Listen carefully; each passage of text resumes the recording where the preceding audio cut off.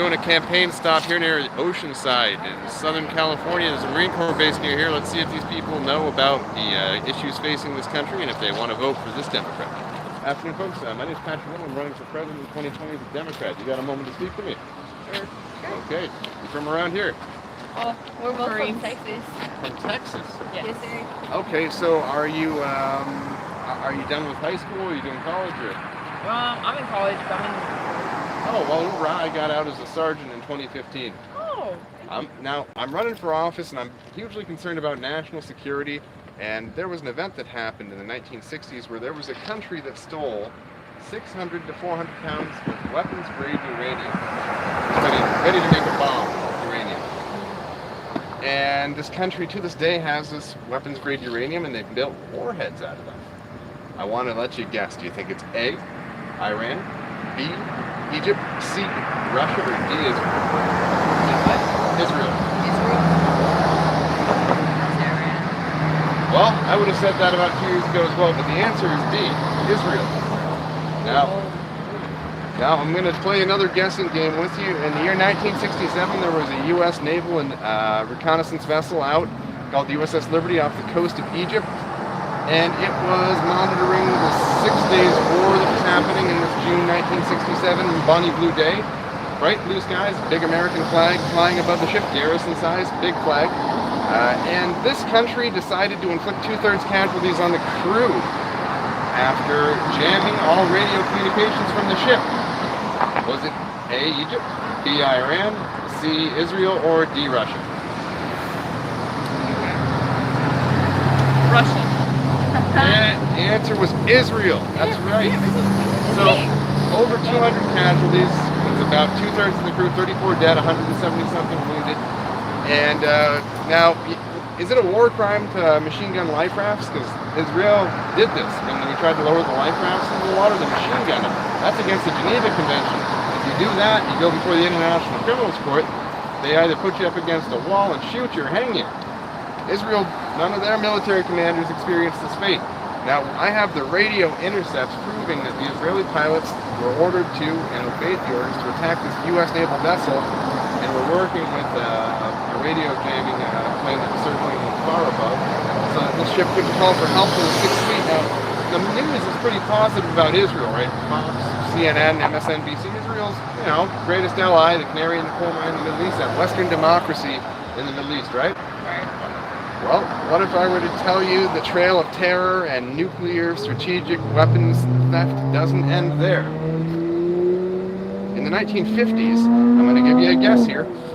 A, Israel, B, Israel, C, Israel, or D, Israel planted improvised explosive devices, suitcase bombs on MWR, morale, readiness, and wellness facilities in Egypt. Commissaries, MCX, that type of thing. Back then, Egypt was a permanent duty station where you could bring your family. So they were trying to blow up U.S. servicemen and their families. Can you guess which country out of Israel, got caught red-handed after one of these suitcase bombs went off prematurely? Can you kind of guess which country it was?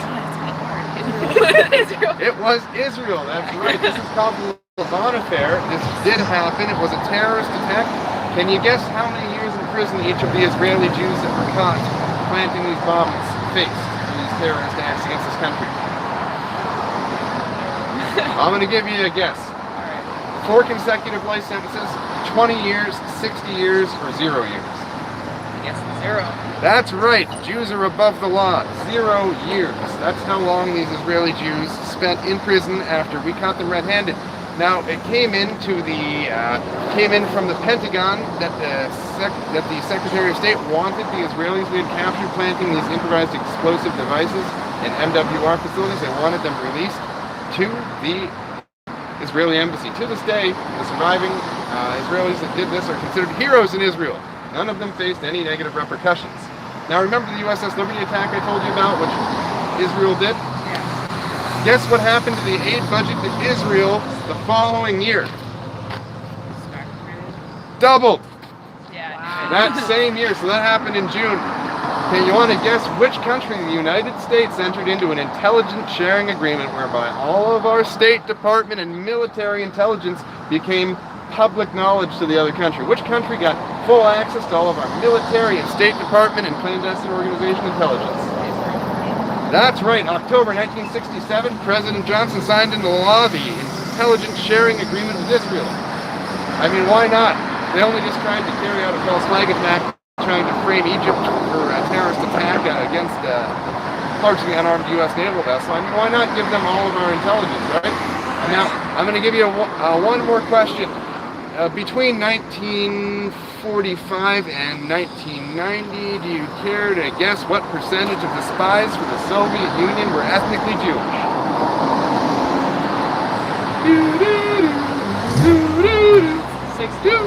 90. Thanks for playing. The biggest one was Joseph Pollard. Have a good day, folks. And don't forget to vote for your Nationally Social Democratic American Patriot Democrat, Patrick Little, on, well, whatever the primary day is if you're a Democrat. Any of the states, if you're in Texas, if you're in California, you can vote for me in that Democrat primary.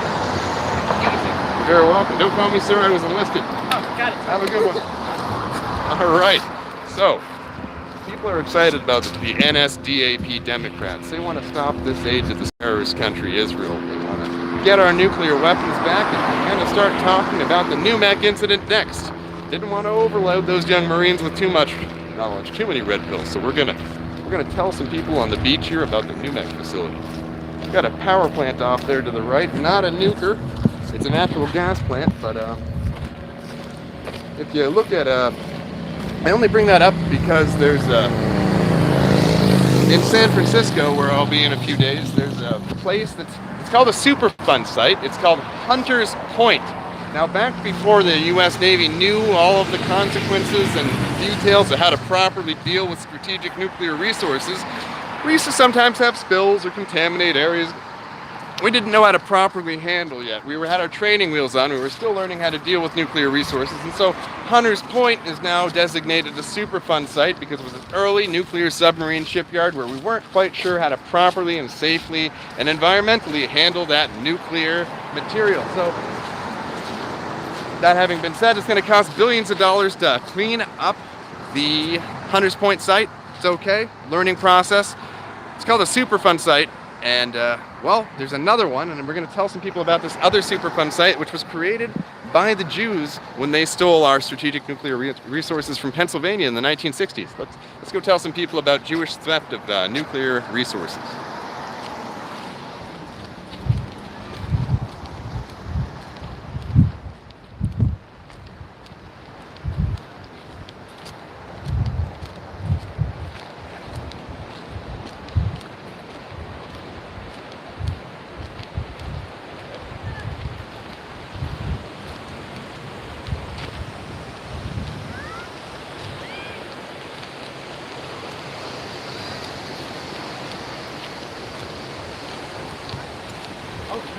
Folks, I'm running for president in 2020 as a Democrat. We're talking to constituents here. Would you have a moment to talk? Sure. Well, my name's Patrick Little. I'm a Marine Corps veteran of Afghanistan, and I'm concerned about foreign wars that entangle our military on behalf of a foreign power, the Middle East. You have to remember all the news reports in the early 2000s, weapons of mass destruction, nerve agents, all that stuff. All the news stations were saying they had that over in Iraq, and we went in, and there were millions of people that were directly or indirectly killed as a result of this war. Do you remember how many of those weapons of mass destruction that Tony Blair, George Bush, and all those other people that led the coalition forces said were there? How many instances of those weapons of mass destruction did we find after that war? You don't remember? No. Well, just to give you a hint, we're offering an $11 million reward to any Iraqi that can step forward with any evidence where any of these weapons of mass destruction were. Well, they were starving to death. The country was very poor after that war, and none of them were able to step forward and claim that money, meaning there were no weapons of mass destruction in Iraq prior to the 2004 invasion of Iraq. Do you want to know the country that provided us the falsified intelligence that all of the Western nations presented then to their parliaments and congresses as the facts that were used to justify the invasion of Iraq? You want to know the country that originated that falsified intelligence? Well, I'm going to give you a hint. The motto of the intelligence agency of this country is, "By deception we wage war." So they like to, through deception, they wage war. Which country do you think that would be? They certainly fooled us. Yeah. Okay. Israel. Israel provided the falsified intelligence reports stating there were weapons of mass destruction of multiple types in Iraq right up until 2004 invasion of Iraq. We heard it all over the news stations. We never found those weapons of mass destruction because they weren't there. Now, I'd like to stick on the point of Israel here. So, what are your thoughts on Israel? They get more foreign aid from us than every other country in the world that receives foreign aid from us combined. So, I mean, if Israel has a higher standard of living than we do, which they do, why would they get more aid from us than every other country in the world that gets aid from us combined? Well, do you think maybe it's a sense of entitlement? Because I think it is. Now, if there were a country that stole 600 to 400 pounds of weapons-grade uranium, meaning uranium that is ready to have high explosives placed around it, highly enough enriched that you make a fizzle bomb out of it. If there were a country that stole 600 to 400 pounds of this from a facility in Pennsylvania, and to this day still have that nuclear strategic resources in its possession, which it stole from this country, don't you think there would be repercussions to that, right? Well, I'm going to give you a guess here. Which of the following countries committed such a theft and to this day has control over 400 to 600 pounds of weapons-grade uranium stolen? It's Israel. That's correct. Now, President Kennedy was aware of the New Mex facility and the pilfering of weapons-grade uranium that was going on there. So have you ever heard of a Superfund site where a real bad spill happens and it's going to cost the government billions of dollars to clean it up? Like Hunters Point in San Francisco. There's also, what's it called? What's that? Salton Sea, and it's full of fertilizer and pesticides. No, the Salton Sea down in Southern California. Something Share talked about it in the 70s and 80s. Well, what if I were to tell you that they were so sloppy and careless in the theft of these United States strategic nuclear resources that they created a Superfund site over dozens of acres of Pennsylvania land that's going to cost the United States taxpayer billions of dollars to clean up? It's irradiated land covered with weapons-grade uranium that the Israelis sloppily left all over the countryside. Now, what do you say the coverage that Israel gets in the news media, whether it's MSNBC, Fox News, any of the news stations? Would you say there are really any news stations that are critical of Israel? Yeah. Which one? No. No, which news station? Oh, it's news station. I wouldn't say that because CNN is owned by a Zionist Jew by the name of Zucker. And they were also spouting off the falsified Israeli intelligence reports in 2003 and 4. There isn't one. Maybe Fox News. Fox News, maybe they're conservative. They wouldn't. No, the Murdochs are Orthodox Jews. They control News Corp. They control Fox News. What about the New York Times? Maybe they aren't. No, that's wrong. They're completely controlled by a Jewish family. If you look at Comcast, Google, Facebook, all of the IT, all of the big internet companies, they're all controlled by Jews, with the exception of Twitter. Twitter's the only one that is known to be controlled by Jews. All the big IT companies. Google is controlled by Sergey Brin and Larry Page, Jews. Facebook, Zuckerberg, and they're censoring anyone who talks about the genocide going on against ethnic and religious minorities in Palestine. Now, if I were to tell you there's a country right now that's committing genocide against ethnic and religious minorities using U.S. taxpayer dollars, would we want to put an end to that? Well, did you know in Israel, to this day, Israeli snipers wear shirts that show a picture of a Palestinian woman with a sniper scope silhouette painted around her womb, and it says above it in Hebrew, left to right, one shot, 2 kills. They wear these shirts proudly on the streets of Israel. Pretty crazy, right? Yeah. Happens.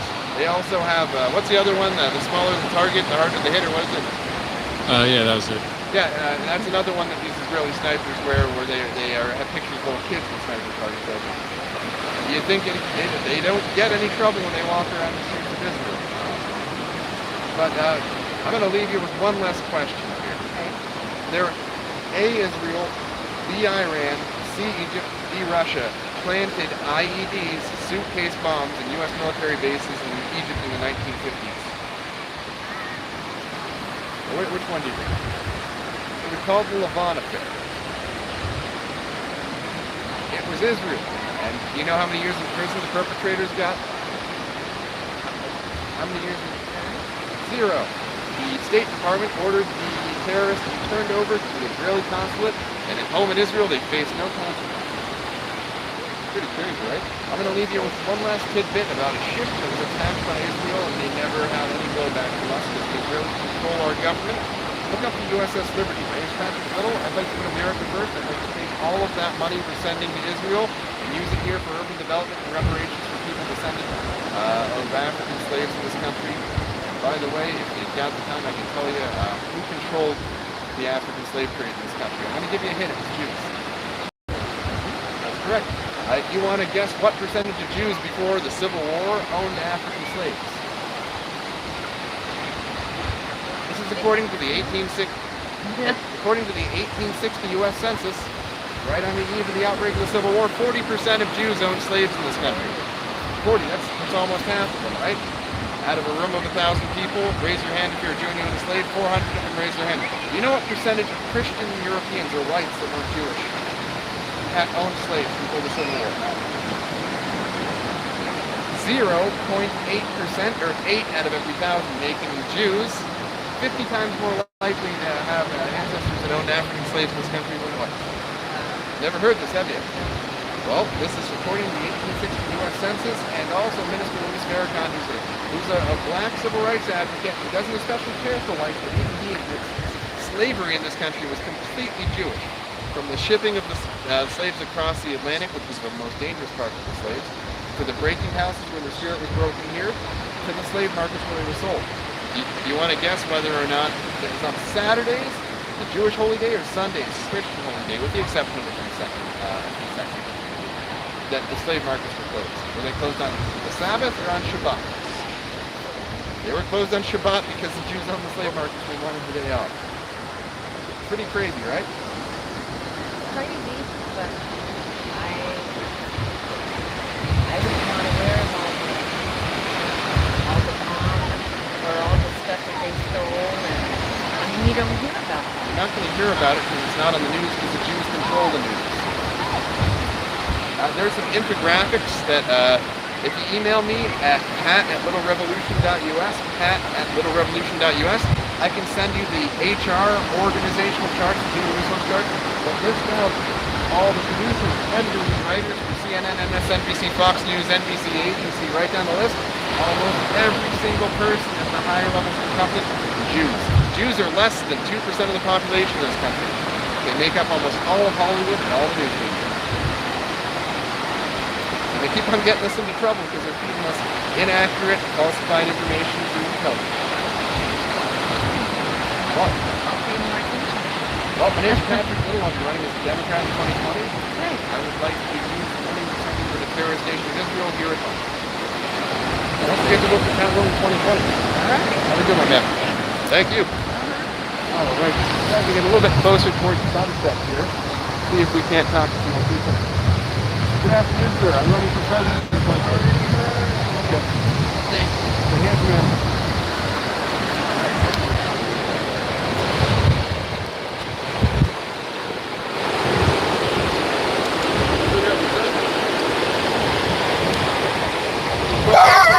Jesus Christ.